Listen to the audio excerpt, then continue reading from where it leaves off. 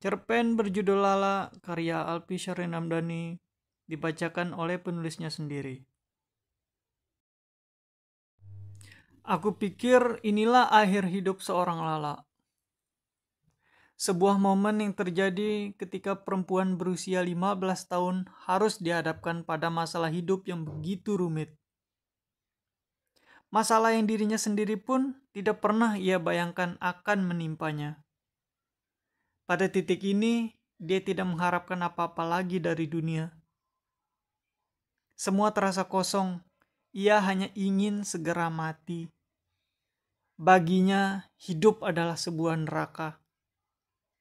Ia yakin benar bahwa kematian adalah jalan satu-satunya. Jalan atas semua permasalahannya selama ini. Niatnya telah bulat. Aku akan mati hari ini, katanya yakin. Semua sudah siap, katanya sambil berdiri di atas kursi kamar. Namun sudah 5 menit berlalu, gadis cantik bertubuh kurus ini tak kunjung mengakhiri hidupnya. Berkali-kali ia berusaha mengingat-ingat masa lalunya yang kelam.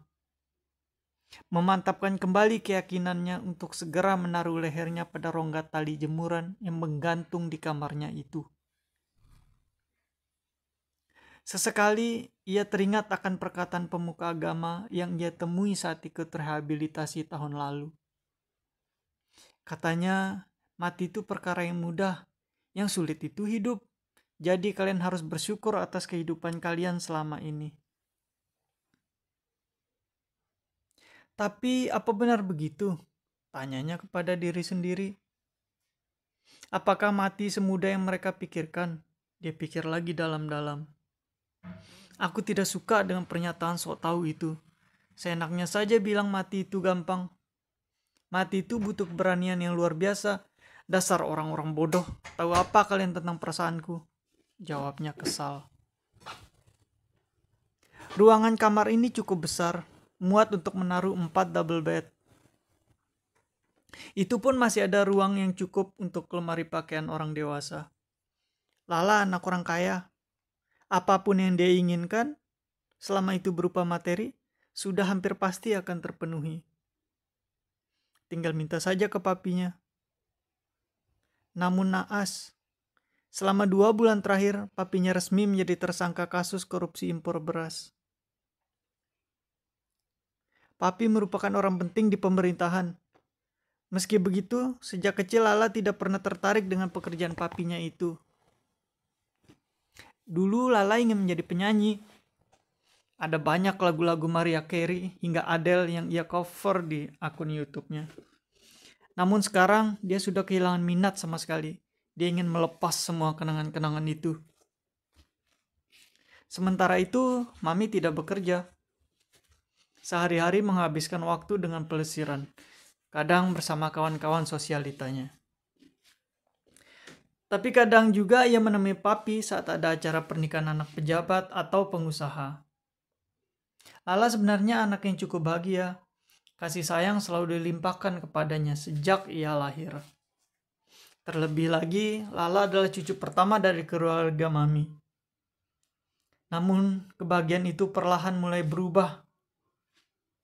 Ketika jam 2 pagi, Mami pergi ke hotel memergoki papinya selingkuh dengan sekretaris pribadinya.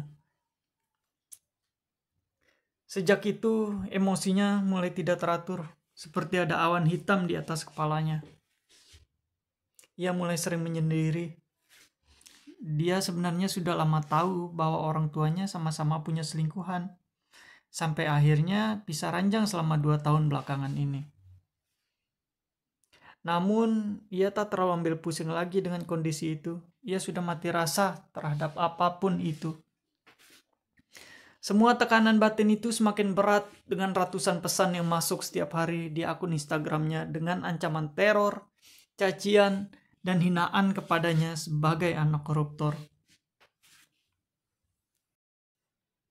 Namun tekanan itu sempat ia bisa hadapi dengan hadirnya sosok Riko, teman satu sekolahnya. Mereka pacaran selama 2 tahun.